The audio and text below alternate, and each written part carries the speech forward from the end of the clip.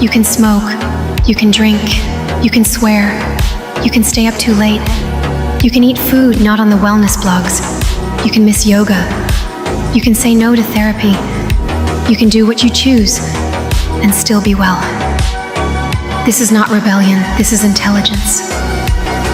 Not because those choices are healthy, but because health is not obedience, and disease is not disobedience.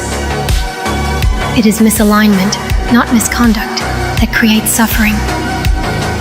The nervous system doesn't crave virtue, it craves coherence.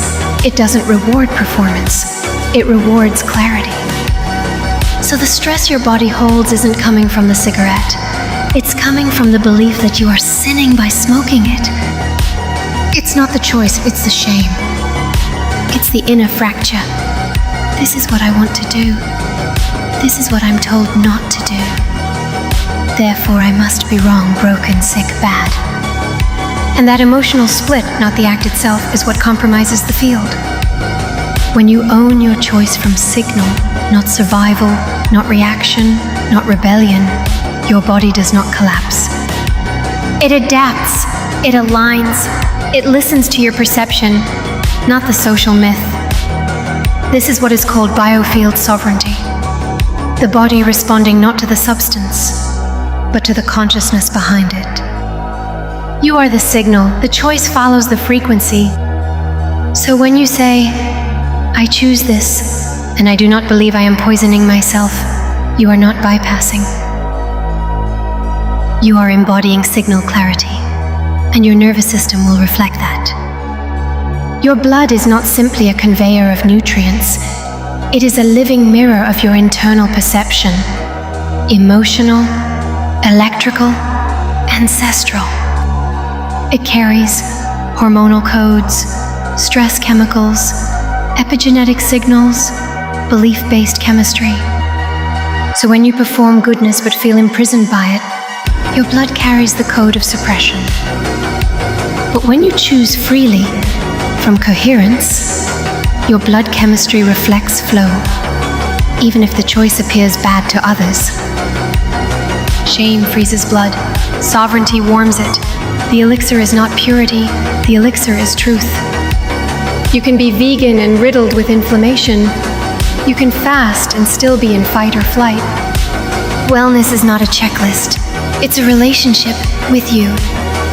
So if the collective believes smoking causes cancer, but your internal experience is, I am not afraid, I am choosing this moment as mine, then your field does not respond to the content, it responds to the coherence. That is not magical thinking. That is psychoneuroimmunology.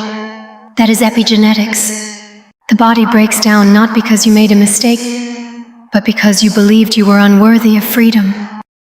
And it begins to heal not when you give up your bad habits, but when you stop outsourcing your truth to systems that sell safety by pathologizing being. So smoke if you choose, eat the cake, say the thing, break the rhythm, be human. But do it with awareness. Do it without shame. Do it without abandoning your signal to please a silent authority. Then, and only then, the elixir of life flows. Because it's not the cigarette, it's not the sugar, it's not the glass of wine or skipped meditation. It's the perception surrounding them. And you are not sick, you are repatterning. You are updating your field through sovereignty, not sacrifice. This is how disease ends before it begins. When you become the source of meaning, not the victim of conditioning. This is how the blood sings again. This is alchemy. In the end, it's not about perfection, but embracing your truth. That is the essence of alchemy. Embrace your choices fully, for in those moments lies the power of transformation and growth. This is the essence of living unapologetically, where every choice echoes with authenticity and meaning. Every decision becomes a chapter in your personal narrative, woven together by the threads of authenticity and joy. Embrace each day as a new opportunity to express your truth, for therein lies the alchemy of life. In every moment, choose joy, choose connection, and above all, choose to be unapologetically you. For it is in our choices that we find our strength, our purpose, and ultimately, our alchemy. Each choice is a step in your journey, leading to the discovery of who you truly are. Every path taken is an exploration of your essence, revealing the magic that comes from living authentically. In the dance of life, each moment is an invitation to celebrate your unique rhythm and the choices that define you.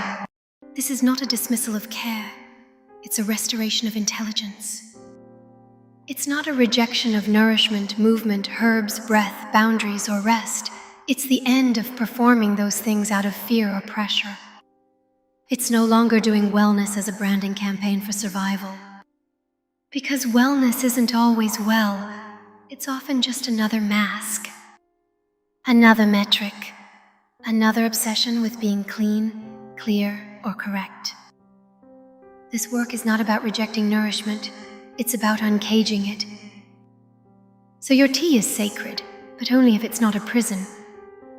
Your morning routine is medicine, but only if it doesn't bind you to punishment. Your breath work, your walks, your fasts, your tonics, they all work better when they come from clarity, not performance. This is not anti-discipline, it's anti-distortion. So tend to your body, feed it well. Move it often, rest it deeply. But do so from signals, not shame. Otherwise, wellness becomes another theater, and health another performance. And your sacred rhythm gets drowned in rules about what real looks like. This is not about being reckless, it's about being real. This coherence doesn't just heal your blood, it ripples through your home, your children, your field, your soil, your sky, because Earth responds not to your diet, but to your distortion.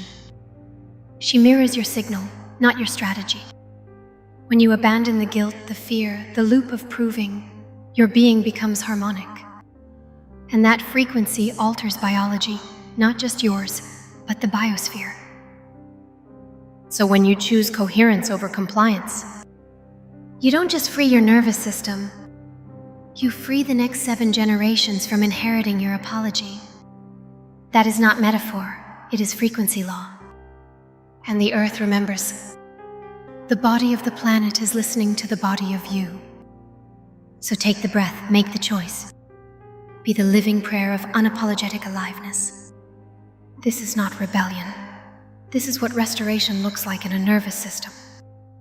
This is what the elixir sounds like in the blood. This is what future ancestors will call home. When we say any way is fine so long as you are free, we are not saying all paths feel the same. We are saying that freedom reveals the purpose of contrast. Polarity, right and wrong, sacred and profane, pain and pleasure, is not the enemy of sovereignty. It's the initiator of it. Because if there were no contrast, there would be no conscious choice. And without conscious choice, there is no alchemy, only automation. Freedom isn't the absence of structure. It's the ability to see through the inherited structures and still choose with awareness. The path of unapologetic coherence does not deny polarity. It sees through and repurposes it as insight. This is not just a concept.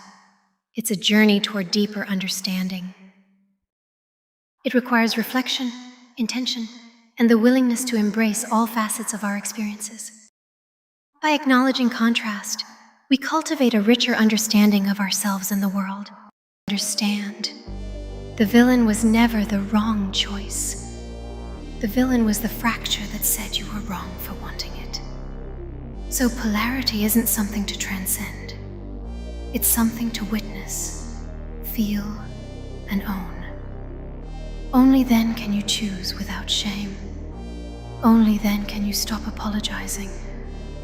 Only then can the nervous system relax enough to feel safe in its own signal. This is the alchemy, not to eliminate polarity, but to see it clearly enough that you are no longer ruled by it. You become the perceiver, the chooser, the coherer, and that's when truth becomes medicine. not because it's better, but because it's yours. Please show support via subscribing to Arrow the Hidden Veil, via donating to PayPal, me, Spirit Bow 22, via sharing a comment. Sharing this video, please turn on the notification bell. Your support is received with wholehearted gratitude. Until next time, with love, Rebecca, the Hidden Veil. You begin